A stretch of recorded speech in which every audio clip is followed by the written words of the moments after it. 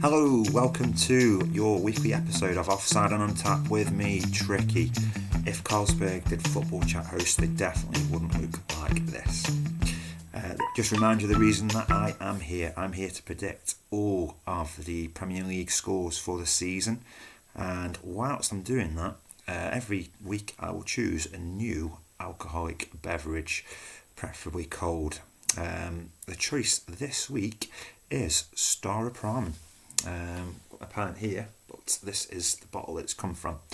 STAROPRAMEN, it is a Czech Pilsner lager, first brewed in 1869 in Prague. The word STAROPRAMEN literally translates to old spring. I thought an old spring was something that came in a mattress, to be fair, but there you go. So it is a 5% alcoholic beverage, and yeah, when you taste it, it's quite fruity actually, really nice. A couple of my good friends really prefer this drink to anything else, so the drink this week, STAROPRAMEN. There you go. So what happened last week in the football, week 2? Lots of drama. Some of the highlights: 5-star, 5-goal performances from Chelsea and also Arsenal. Both playing really well so far this season. What else happened? Tottenham Hotspur beat Manchester City in the dreaded 12:30 early kick-off, coupon buster for many perhaps. Great performance from Spurs. And of course the last game on Monday night, didn't really want to speak about it too much, but we saw drama at St James's Park, didn't we? We saw Liverpool-Newcastle thrash out a game. It's more like a wrestling match at times, but we saw that. It was really good entertainment, especially for the neutral. Last week's scores, I didn't do so well. Maybe it was the alcohol and the free food and the all-inclusive on holiday that got to me. I only got 3 points from 3 correct results. Not so good from myself, terrible. Who else did we have making predictions? We had Bring On United 2025, Simon. 5 points for Simon, 3 results and 1 correct score amongst that, which was a draw, I believe, in, I think it was the Palace game, perhaps. I'll have to double check that. And we've got Righty-H9P, also got 5 points, but you got 5 results correct out of the 10 with no perfect scores. I've got to do a lot better. And I've got to score higher than a Bruno Fernandes penalty kick this coming week. That's the aim. Got to make sure that I do better. So let's see what I can do this week. Right, let's get into it. Week 3 predictions. So the first game is 12:30 kickoff on Saturday. There's only games Saturday and Sunday this week. I think it's to do with the incoming internationals. Chelsea versus Fulham, Stamford Bridge. Chelsea, last game, made up for the blank versus Crystal Palace. Scored 5 goals against West Ham. 5 different scorers. Great, everything was 5 basically. 5-5-5. Cole Palmer even. Injured in the warm-up, so couldn't play, but they've got plenty of cover, haven't they, in that position. Esteval Willian came in, young player who've just signed this season, and they just dominated that game. Fantastic performance. João Pedro, big fan of him, as I always say. First league goal for Chelsea, 2 assists as well, so plenty of fancy Premier League points for him, for my team. Chelsea as a whole, team cohesion now is there. Really quality. Maresca's got them all pulled together. All sorts of different types of attack now, down the wings, through the middle, over the top. They're good at everything. Really performing well, and the definite title contenders for myself. Fulham, another 1-1 draw, another comeback from 1-0 down. Remain unbeaten in the league. They're defensively strong. Performed really well in the last game on that front. Quick on the counter. Lots of players who are quick on the counter and off the bench. And they did look more likely to win on the day against Manchester United in the end. However, they've only won once at Stamford Bridge in 40 attempts. And that was last season actually.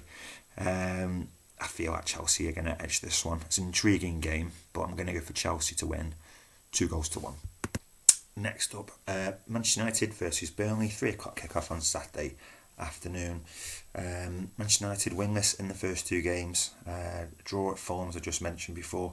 They do it much stronger in moving the ball around the pitch, more energetic, but in the middle is still lacking those legs in midfield. I don't understand why Kobe Mainoo is not in that team. He come into the team a couple of seasons back and he was a world beater. He got the England team straight away. I can't see why he's not in there. Is there some beef with Amarim? He wants out. Another player that wants out. I don't understand it. He's the answer for me. Put him in that position, in the 6. That's your man. Saves your money as well. I don't need any more spending. You've done enough of that. So he's the option for me. Also bringing in the keeper, Lamens, the Belgian. He's the answer to all the mistakes happening in goals for Manchester United. It's not actually a done deal yet, but it looks like it may well be done. Amrim said in the press he wants his team to have time to develop. Have you got time? 28 points in 29 games, something daft like this. You haven't got the time. You've got to start winning games now. This is the game you need to win. This is the most winnable game on paper. Burnley improved passing accuracy. Won the game. Only had 2 shots on target against Sunderland, but they both went in. So that got the result. Got the points there again. Probably the most winnable game to them on paper because Sunderland were 20 odd points behind them in the league last season. Playing them at home.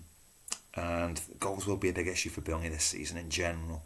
I can't see any individual player scoring more than 10 Premier League goals from the team sheet. So they are going to struggle in other matches. I really feel that. Don't expect a barnstorming game here. I think it will be tight. I think Burnley again set up to potentially take a point away. Manchester United, I feel like there's going to be maybe one of those late winners again in them. I'm going to go for a Manchester United 1-0 win. Next up, Sunderland at home to Brentford, Saturday, 3 o'clock kickoff.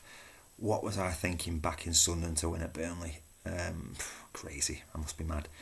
They didn't threaten, Burnley kept them away from the box. They had 1 shot on target in the game. Ultimately, that's why they lost, isn't it? For this game again at home, they need the same energy they put into the West Ham game, first game of this season. Get balls into the box, crosses into the box.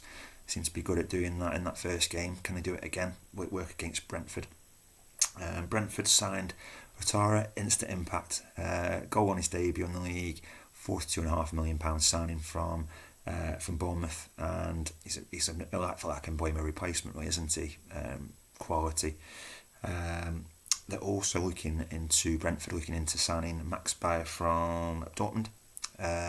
Would that open the door then for Wissa to get his move potentially to Newcastle? If that happens, that's currently ongoing at the moment. Brentford, buoyed by League Cup winning event last night actually as we're filming.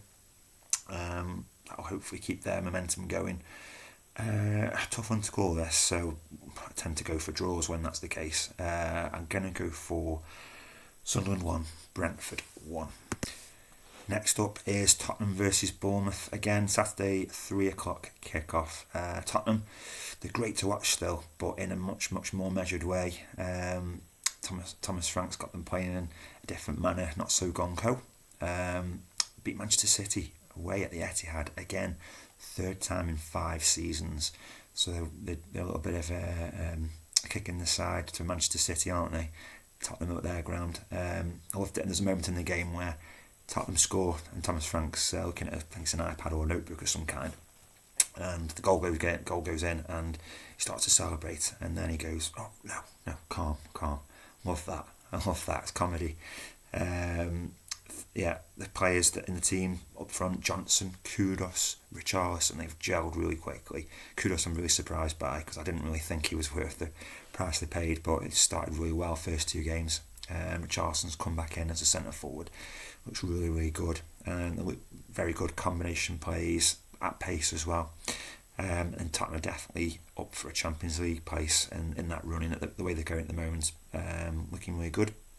Bournemouth, they looked good in the first 2 games. They obviously lost at Liverpool, but they had a really good crack at them and got the 2 goals there. They did squeeze it against Wolves, even though Wolves were down to 10 men. They beat them 1-0.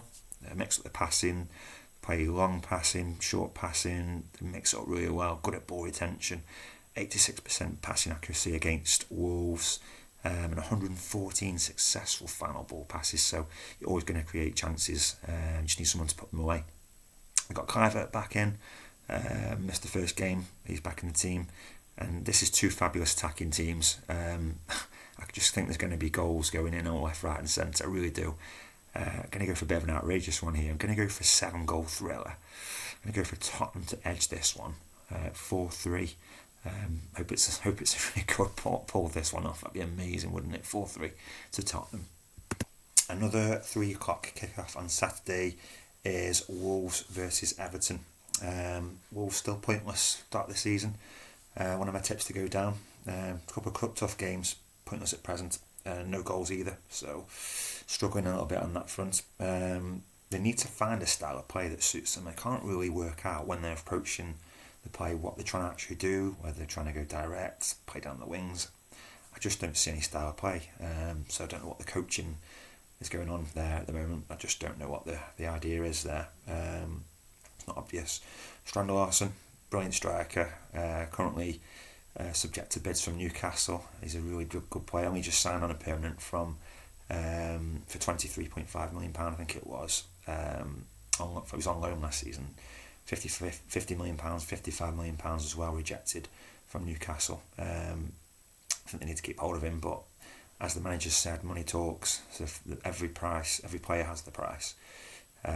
So it's interesting to see whether he will stay before next week.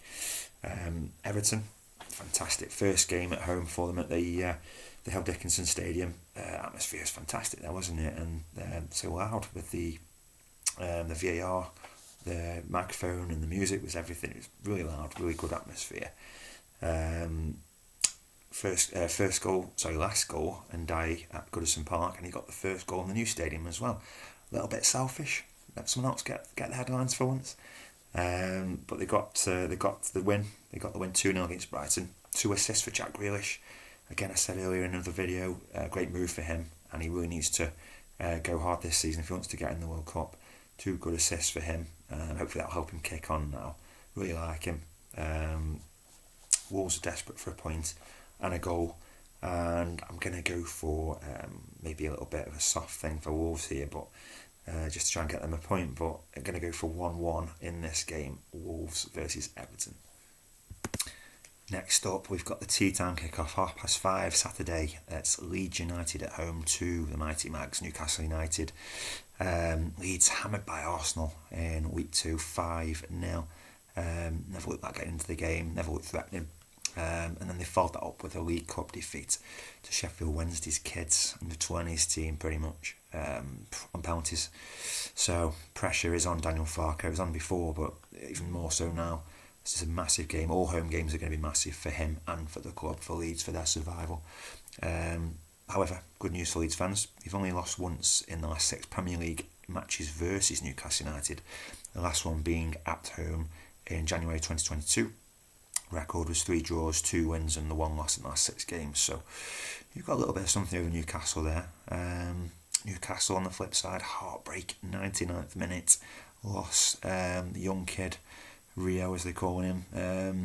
Liverpool, 110% effort from Newcastle for 0% reward. Really gutted for them. Liverpool got away with one, didn't they? They should have been 3 or 4, 5-0 probably in that game, but Newcastle fought hard. Quite a lot of injuries from this game though, and a suspension of course. Joe Linton, Tonali, Shah, still waiting to hear on fitness of those 3. Obviously Anthony Gordon, the makeshift number 9, false 9, he's now out for 3 games, so really scraping the barrel for players. They're going to have to use the kids. If there are injuries to all those players and they can't play, you're going to see Chow, Ramsey, Miley, Osula, they're all going to come in. Win nothing with kids, do you? Heard that before. But they have to come in, they have to do the job for us because they're going to be needed. It's a big week. We need strikers in the door. Transfer window shuts on Monday evening. Isak will leave, won't he? It's inevitable, even despite the meeting with Jane Reuben and associates. He's looking like he's going to go, but the bid needs to come in first. So Liverpool need him. I don't think they will. Ekitiki's 3-3. I don't know, but I think it will happen ultimately, and he will go, and it'll be the best for all parties. But Newcastle needs to get those strikers in. Strandal Larsen, Wissa look like the 2 most likely ones to come in. 2 sets of loud supporters for this game. They're always great at Leeds. The fans are fantastic. Newcastle will take many as well. Newcastle, I just think they'll find a way. They need to get a win on the board, and I'm going to go for a scrappy 1-0 away win to Newcastle in this game. Brighton at home to Manchester City, 2 o'clock kickoff on Sunday. Brighton really disappointing at Everton, whether the occasion got to them as the away team, first away team to the stadium, Everton. They had 58% of possession in the game, and they hit the woodwork twice, so they were well in the game, just didn't get a result out of it, unfortunately for Brighton. Really like their 3 behind the striker, Matoma, O'Reilly and Minte, really creative players, really good attacking, but I do think Welbeck as the main striker, I think that is a bit of a weak point for them. He did score quite a few goals last season, but can he do that again? Or will they need to put in the new boy Kustelas at some point, get him in the team? He's a very young player, but I think he'll be needed at some stage. Manchester City, the 12:30 kick-off, curse, killed you against Tottenham, potentially. Trafford, goalkeeping error. Is he a bit under pressure from potentially Donnarumma coming in, trying to impress the manager with his feet? Overplayed, should have just got rid of it, shouldn't he? Not great for him. Manchester City had 61% of the ball against Tottenham, as you'd only expect at home. And Pep, he did try and bring in the old guard for the new players. He swapped 4 of them. He brought in Rodri, Foden, Silva and Doku around the 57 to 75th minute mark, but I think the game was already done by then. Talk of Rodrigo potentially signing from Real Madrid. Do they need him? Well, I think he'd definitely be a great player to add into the team. Manchester City, I'm going to go for them again. I'm going to back them here. Good form at Brighton normally. Going for 2-0 Manchester City. A little drink. Next up, Nottingham Forest at home to West Ham. Sunday, 2 o'clock again. Nottingham Forest, solid start. 4 points from the first 2 matches. A little bit of concern over the manager's position, which is crazy really when you think how well they're doing. Interview regarding him and the chairman's relationship and the breakdown of that, and there's going to be talks next week. So I don't know what's going to happen there. Hopefully Nuno doesn't lose his job over something like that. Would be crazy, although the chairman is a little bit nuts, isn't he, if I'm honest? Seems like a crackerjack of a guy. Shame if he left. It really would break down everything they've worked hard to do. Nottingham got a very good first 11, but I do worry about the squad depth, particularly with European football coming up for them soon as well, Thursday nights. Will they survive that? I've seen it other teams, they do struggle, so hopefully they can get through that. West Ham, absolutely horrific. The only spell that Potter will be wanting to make is obliterate, and that's to get rid of the fans' memory of that game. Absolutely horrific. The defence were like statues. I've never seen anything like it. All 5 goals, every single one preventable. People just stood watching the ball go in the box, letting them tap it in. Absolutely shambles. Same as the Sunderland game in the first game. Really worry for them. Shipped 8 goals in 2 games. And then in the League Cup, you've got Bowen having an altercation with a fan. So there's obviously some bad feelings towards the players, towards the management from the fans already. Not great. Potter needs to get results, or his short West Ham spell will end soon. So I'm going to go for Nottingham Forest to win this. I'm going to go for a 2-1 win to Nottingham Forest. The big game of the weekend in many people's eyes. 4:30 p.m. kick-off Sunday. Anfield, Liverpool versus Arsenal. Potentially early season 6-pointer. Liverpool been involved in 2 barnstorming games to start the season. 11 goals in total in the 2 games, 4 of which Liverpool have conceded. Canate at the back, really shaky. Both games terrible. They need to bring in a ready-made replacement. Gahey, will they get him over the line? Are they going to leave that? Are they going to go with what they've got? I don't think they should. That would be a terrible thing to do, to not go in, get a replacement. Leone's not ready to go into the team yet. The young lad they've signed from Italy. The bid's almost going to certainly happen for Gay before Monday, I would think. They only got 5 shots against 10-man Newcastle in the whole game. Really strange performance. Game management at 2-0 up. Sure, we should have just seen that through. I know Newcastle threw everything into it, but you're playing against 10 men. So yeah, not great game management. Something to do with the new players in. Salah, Wirtz, didn't see them in the game. I don't remember them touching the ball of them for the assist at the end for Salah. Arsenal, on the other hand, 2 wins as well, 2 clean sheets, very, very effectively going about their work quietly. The new striker scored as well, Gyökeres, so he's off the mark and running, which is always good for a striker, for their feelings, to get them get their confidence up. Saka got injured, so you're going to probably look at Madueke coming in on the right hand side. Eze's obviously been signed. Is he going to go straight on the left? I'd probably see him on the bench for this game to start.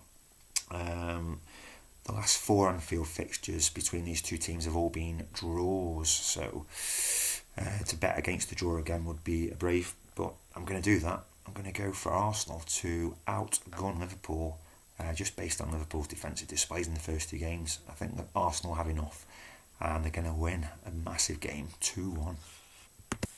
And the final game, Sunday, 7 o'clock, late kick-off on a Sunday. It's Aston Villa versus Crystal Palace. Aston Villa shock defeat to Brentford. Really didn't see that one coming. Another coupon buster for a lot of people, I'd imagine there. Ollie Watkins not firing yet, and the new striker Gusson yet to have any effect as well. Do they need some wide players in? I think so. Had Asensio and Rashford on loan at the end of last season. Not really got anyone else in. Lost Ramsey as well to Newcastle. I think they need some replacements. Crystal Palace, 2 draws so far against Chelsea and against Nottingham Forest. Good performances really are, even despite losing key players on sales. Eze gone to Arsenal. Potentially Gay's going to go as well. Glasner's doing an incredible job since he came in. He's turned them in from a top 13th place team every season into potentially cracking into that 8th, 7th European spots. Going to do well in Europe, I think, this season. Palace in the Conference League. Should have been Europa League, as we know. Court cases said otherwise. Palace has scored 16 goals against Aston Villa in the 5 last fixtures of all competitions, which is a standing figure. I think that was crazy. I didn't believe it at first. I had to double check that.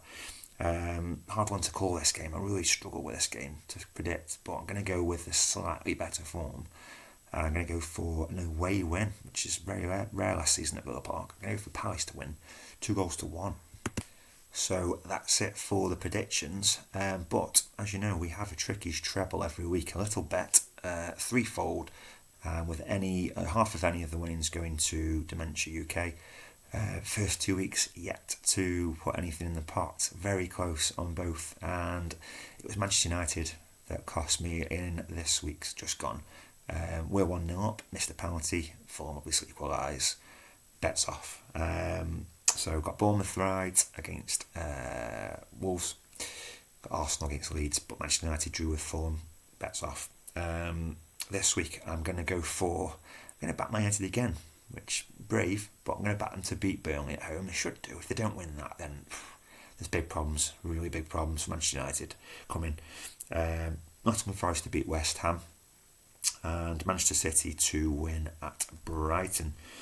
Sky Bet exactly 3-1 odds, so not as big a price as I've had on the previous 2 weeks, but I need to get some money in the pot, so anything that goes in the pot will be a great start. So going with odds on games for this week, £5 bet returns £20, that'll be £10 in the pot for Dementia UK. So hopefully we have better luck this week, folks. That's it. Thank you for watching as ever. Hope you've had a good pint alongside with me. I'm going to have a little sip now. I wish you could put your comments, your predictions in on this video afterwards. That'd be great. I'd get more people to do predictions. Give you a mention if you beat me next week in the next episode. Like, subscribe to my videos. That'd be fantastic, please. Get to 50 subscriptions. I can then start doing some live videos, perhaps watching the Newcastle matches, and give you some entertainment with the reactions from that. You should have seen me on Monday night. If you can do that, it'd be fantastic. Please support me in the next episode. That'll be next week, and enjoy your games. I hope you have a great week. I hope your team doesn't stray offside this week. Thank you. Bye for now.